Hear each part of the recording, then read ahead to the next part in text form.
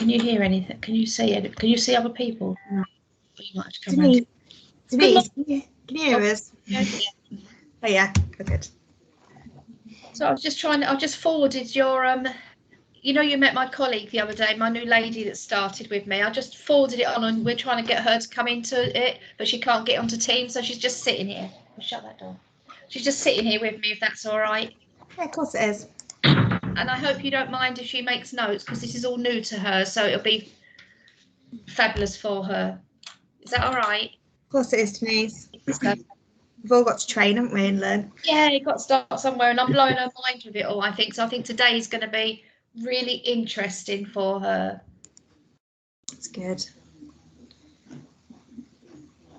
Right, so shall we get started? So welcome everybody. I'm Hannah, I'm one of the lead nurses at Lincolnshire Training Hub, and then we've got with us today Ruth Pollock, who's the project manager, and we've got Denise Sheed, who's from Steadfast, and it's Catherine that's with her, if you can see Catherine at the side. So what we're going to do today, it's quite an informal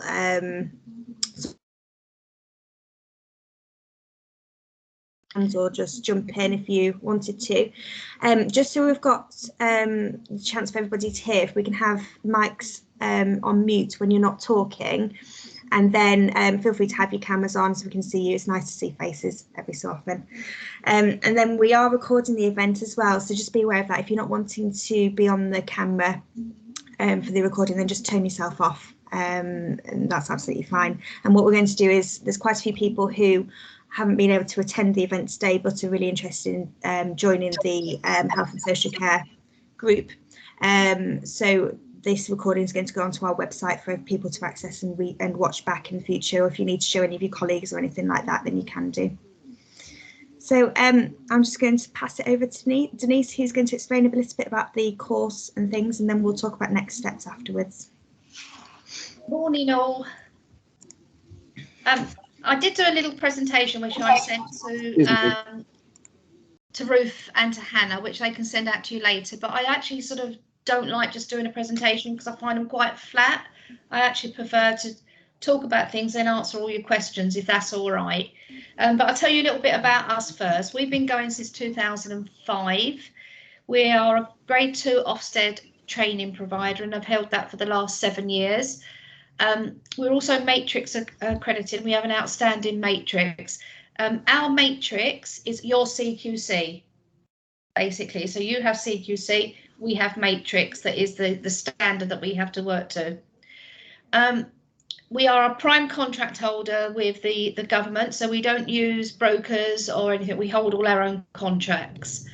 We also do not use freelance or self-employed assessors or trainers, as we call them now. Everybody is employed by Steadfast Training, which is good, which hopefully means unless that person leaves or goes off sick or goes on maternity leave, you should have the same person all the way through for your journey. The level 3 senior healthcare support worker takes 18 months to deliver, plus the endpoint assessment, which could be up to another 3 months after that date. We don't try to work to that. We try to get it in within the next month after the 18 months. It's delivered monthly by one of our trainers. Currently, we're doing part face-to-face if you're allowing us to come in, and part on Teams or Zoom, whichever you have access to best. The reason being this is because the COVID-19 restrictions, and obviously we need to look after our staff as well as you guys also. The training is done by a qualified person, a clinical person. In this instance, they are ex-nurses or ex-clinical practitioners. So they are highly qualified to be able to deliver the healthcare support worker level 3. It does take different pathways. The healthcare support worker level 3, there's the children's pathway. So if you deal with children, we can go down that route for you. If you're a maternity healthcare support worker, we can go down that route. Or if you're just adult care, we can stick to the adult care pathway. There's lots of different pathways it takes. So whichever suits your organisation best is what we can tailor make the programme to you for.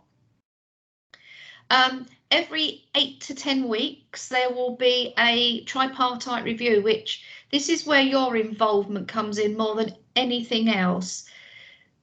The Education Skills Funding Agency, who are behind all this, actually want us to have tripart meetings completed by week 12 or every 3 months.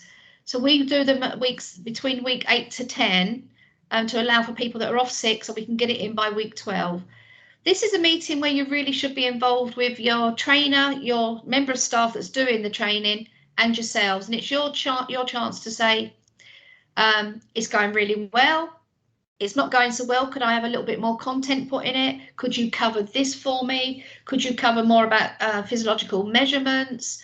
Could you cover more about venipuncture? Whatever you want. That is your chance to tell them what you want this program to cover. Okay. It is your program. It is a blended learning style. So get involved from the outset.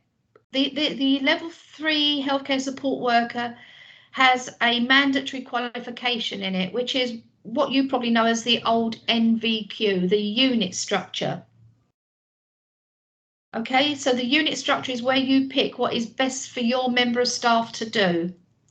But this is where you need to be sensible as well. Don't choose things that we are not going to be able to observe, or we're not going to be able to witness, and they're not going to be able to complete. So if they don't see end of life, don't let them choose it, because we won't be able to get that witness by yourselves that they've done that with dignity. Does that make sense? Thank you, I hope Helen. it does. Yeah, good. But that is not how they get their award. These are now standards. So they will be doing their functional skills level 2 if they do not have their GCSE A to C exemptions. They will have to do their care certificate if they do not already have that, and we can deliver that for you. There is no additional cost for that. They will have to do their mandatory diploma in level 3 healthcare support, and they will have to meet the new standard that is out. And the standard is what is going to underpin the whole of this qualification for them. So at week 15 to 16 on this at month 15 to 16, they will go through what we call a gateway to go to their endpoint assessment. Now, their gateway is not a thing they physically walk through. It's where we upload their best piece of evidence, portfolio of evidence, their care cert, their maths and English, and their diploma. When they go through this gateway, they're actually not with Steadfast Training anymore. They're with an independent organisation that will meet up with them, have a planning meeting. Then they will be having a 60-question multiple choice exam on clinical care. And they will be having an observation of practice and a discussion or interview on their portfolio. Now, we use a company called Innovate because we find them really, really well, but you can choose whoever you want that as your endpoint assessment, but we can recommend Innovate. We've used them for 4 years. We find them very professional. And it is this company that will give them their overall grade, and that overall grade is a pass, merit, or distinction. We don't use the F word, which is a foul.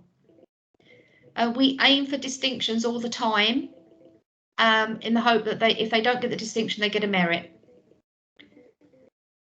So that is how it carries on for the 18 months of the programme, plus the endpoint assessment. Now, there is a 20% off the job element, and that is if you can give your staff a few hours a week to keep up with this whilst they are at work, that is absolutely fabulous. However, we do know that in your circumstances, you don't know what's around the corner. You don't know if they're going to be deployed to set up COVID centres or work, giving injections or whatever you're going to be doing. So we do capture this 20% in a lot of different ways. Every time they're going to meet with their trainer monthly, that is part of the 20% off the job. Any one-to-ones that you have is 20% off the job. Any appraisals that you do with them, any mandatory training that you do, any other doctor surgeries that they go across to working is also classed as 20% off the job. So there's a lot of ways that we can capture this, and this is all done through a log that we ask your learners to keep. We ask them to keep a reflection diary for the whole duration of the apprenticeship, the 18 months, and write down what they do on a weekly basis, because it will help them as well when they go through their endpoint assessment. They can take that little diary in with them as notes to remember. So when they get questioned by the endpoint assessment, they can flick back as notes and say, on the 23rd of February, yes, I did this. Because if that's what their best piece of evidence is about, they can flick back through this little diary and notes. Do you have any questions at this stage? Because it's a bit like verbal overload. Any questions? No. On a legal side, the doctors' practices that we're not already working with, we as a company and as a requirement by the Education Skills Funding Agency, we will need to get a contract between the two companies. And in order for us to do that contract, we will send you a draft copy of it. So unless any of you have got a £3 million payroll bill where the government are already stopping 0.5%, we would assume that you are non-levy organisations, which means that there would be a requirement of a 5% cost of the training to be paid. However, we are in talks with a trust that may be able to help out with some levy share for you. We've already passed the information over to Ruth and Hannah to discuss that with United Lincolnshire Hospitals to see if they can help you out where you don't have to pay this 5% contribution. Just to cut in there, Denise, even if the levy doesn't go through, the training hub will fund the lose my voice, sorry. The training hub will fund the 5% anyway, right. So the cost to the practices itself will be zero. Excellent. That is great news. That is absolutely excellent news. So that's good news for you all then. So that is how that is basically the legalities of what we need to do, is to get the contracts set in place and get your staff signed up. Now, irrespective of whether your staff have functional skills or GCSEs already, the exemptions, they still will need to do what we call an initial assessment. This is a requirement just for sign-up purposes only. The GCSE exemptions for your level 3 award is GCSEs A to C or A levels, or functional skills level 2. Okay, so if they do have that, they won't have to do their functional skills as part of this training. We do have access to the what we call the LARS, which is the Learning Record Service, which is the education system that we can log into. So we can actually, if they've lost their certs, if we can see them, we can exempt them on this system. So there's a lot that we will do to help them. But if we do have to deliver the functional skills, we do that within the first 6 months to get it out of the way. Any questions? Wow, no questions. You stumped them, Denise. Yeah. Well, so I must all know about it. Hi, it's Hayley at Billinghay. I'm just wondering, you mentioned about us having tripartite meetings, and obviously somebody effectively within the practice would be the healthcare's mentor. Yep. What level of training do they need to have, or if anything? It would really need to be the line manager, not the mentor, the line manager. If that mentor's going to be that line manager, that's fine for them to attend the tripart meetings. They don't really need to have any training.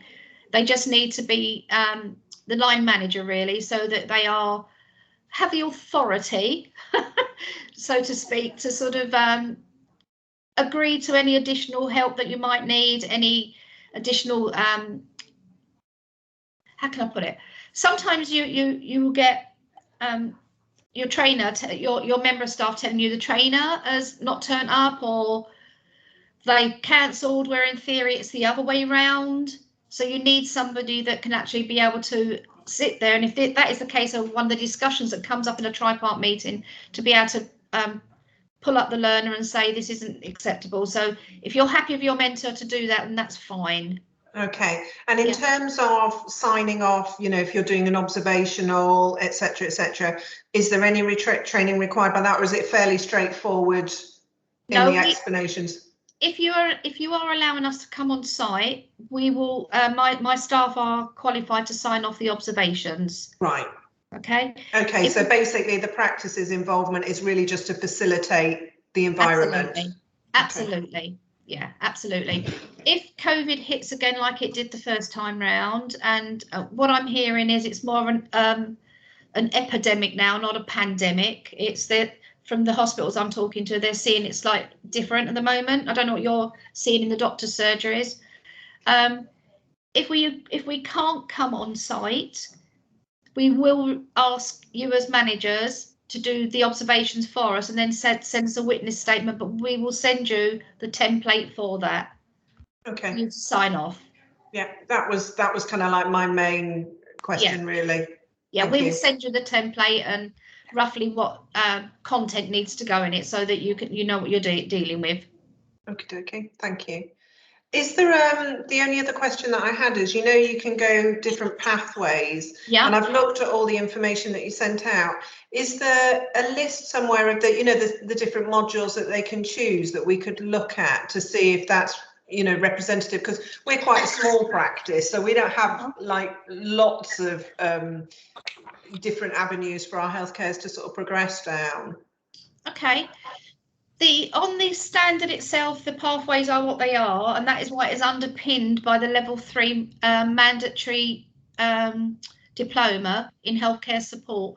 And those, yes, I can get that over to you, or I can get it to Ruth and Hannah to send out to you, and you can have a look at it.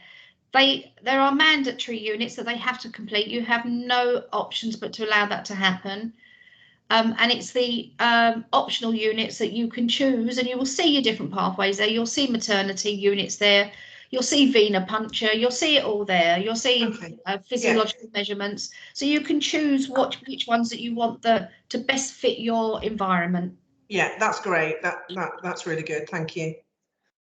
Yeah, because Brad will be sending out a full info pack after this event, and that will include the list of modules and the roadmap that Denise mentioned. Yeah.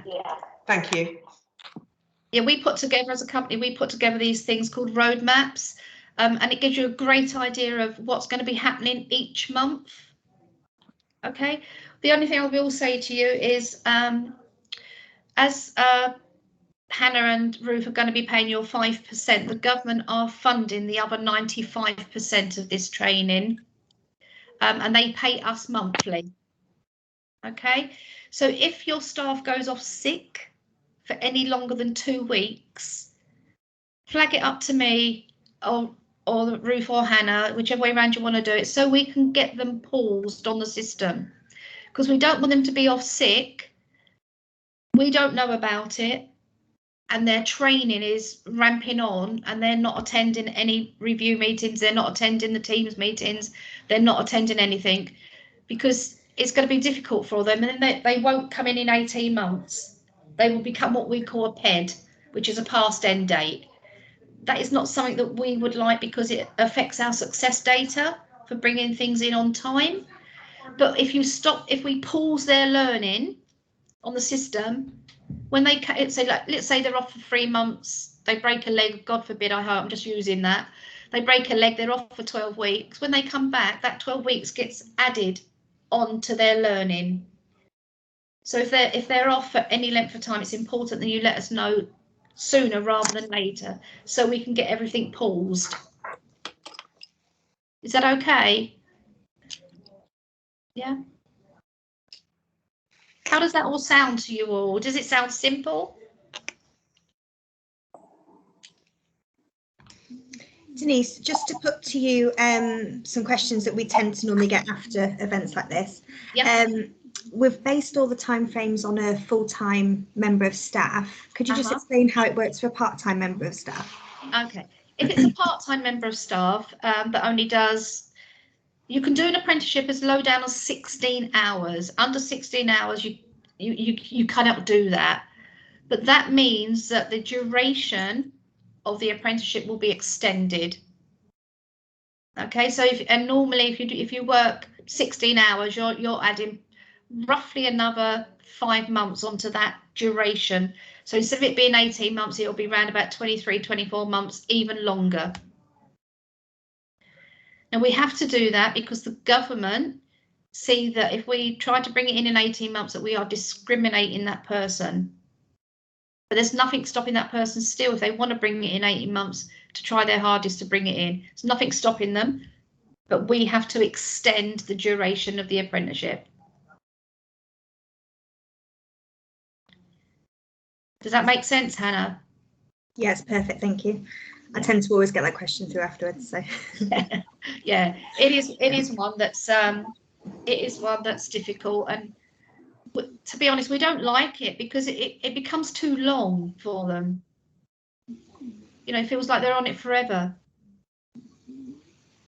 But it's good you got the option that you can do it quicker if you wanted to, as you have the worker. Yeah. Okay. Yeah, they can, if they put themselves out, they can still bring it in that 18 months. But we do have to give them that option to finish it at a longer period. That's not. And if any of your staff have any form of learning disabilities or anything that we need to know about, we will ask that at sign-up process. Please ask them to disclose that. If they need help with dyslexia, if they're statemented for dyslexia, we would need to see a copy of that because we can ask for additional support at the end point assessment as well. And even in some instances, get it done by proxy with functional skills, etc. if we have to train that. So it is important that things are declared. I mean, we're currently working with a few people now that are totally deaf. So we're doing everything by Teams and on chat. We've got one lady that is completely blind and she's got a Braille thing, and we're doing that with Braille, and we've taught her how to use Word Dictate. So there's lots and lots that we can put in place if they declare that they need additional support. Perfect, thanks, Denise. Has anyone else got any questions or anything that they want to ask? I've got a question for you, Denise. Yep. It's David Hibblestow. Roughly how many hours do you expect the learner to put in themselves out of the work hours? Good question. And the 20% off the job hours, I mean, ideally, if you read the standard properly, they would like you to give your learner a day a week. We know, as a training provider, we know that's an impossibility, especially in this current climate. We know that for a fact. If you can give them 3 or 4 hours protected training time a week, some large NHS trusts, they do give their learners a day a week off. They can do that, but you guys probably won't be able to do that because of the nature of your business. But if you can give them 3 or 4 hours a week to keep up with this, that would be great. But they would probably need to put a few hours every week in their own time, to be honest. I've just done some training, and I can set aside a whole day if I want for myself. But I did majority of it in my own time.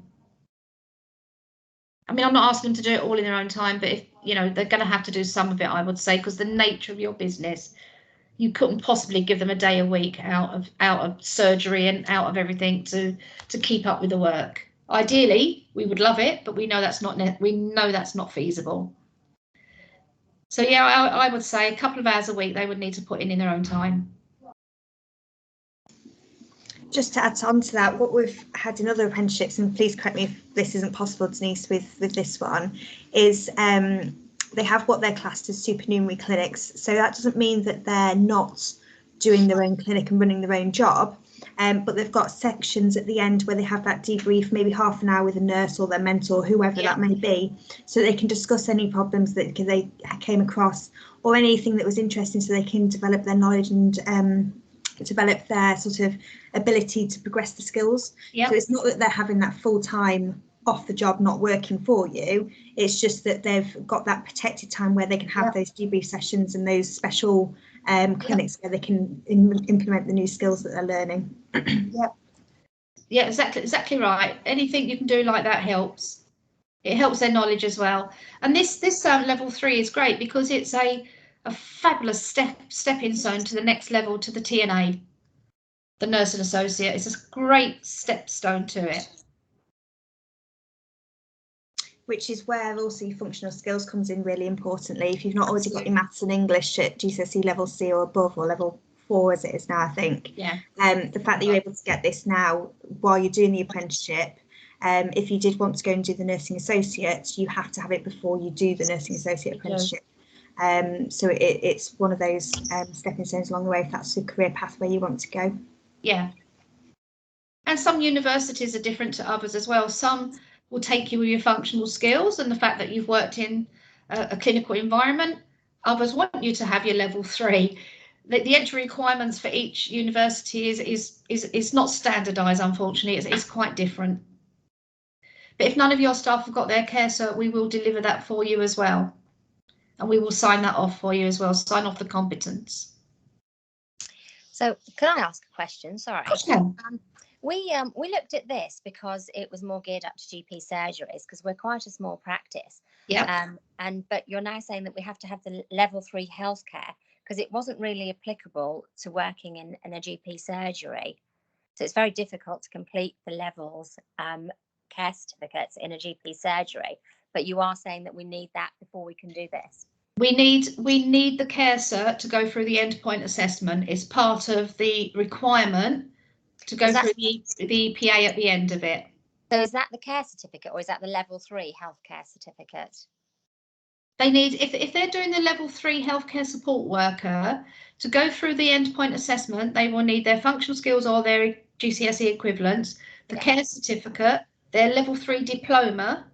Right, okay. And their SP portfolio of evidence. Okay, yeah. So if you haven't got your level 3 diploma, you can't start this course, basically. No, we deliver the level 3 diploma as part of it. Right, okay. It's all delivered as one package. One whole package. One whole package, yeah. Okay, yeah, no problem. And Gaynor, what my understanding is and why this course is so good is because it's tailored to the person.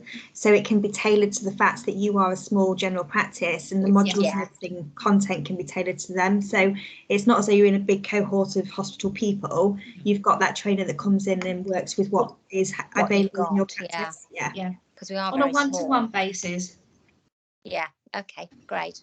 So it can be tailor-made for you. It's your program, and when Ruth and Hannah send out everything that I've sent them, you'll see the unit structure, and you can choose what is more applicable for your surgery.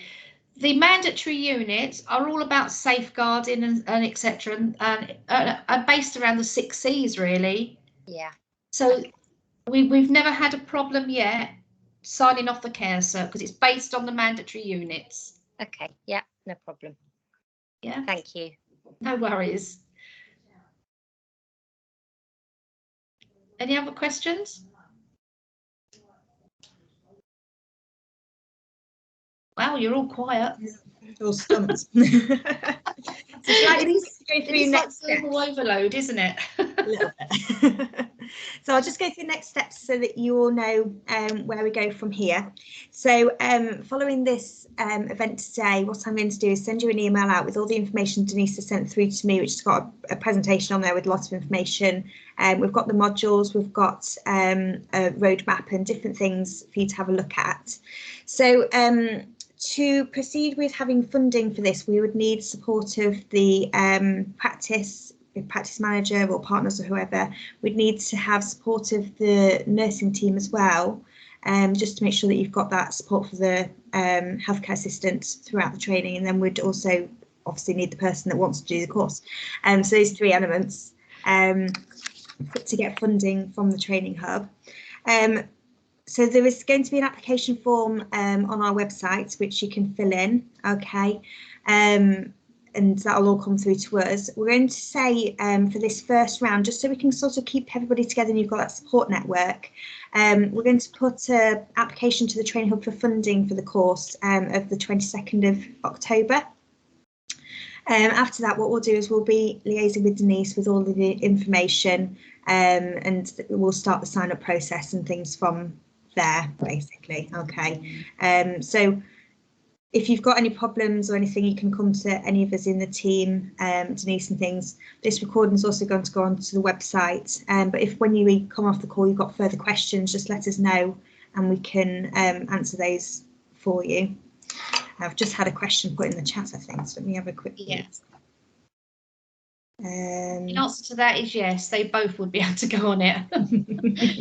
So yes, they'll both be able to go on it, Kirby, but it would depend on funding's elements as to how many people apply. So we are looking at potentially one per practice, but it depends how many people apply in total.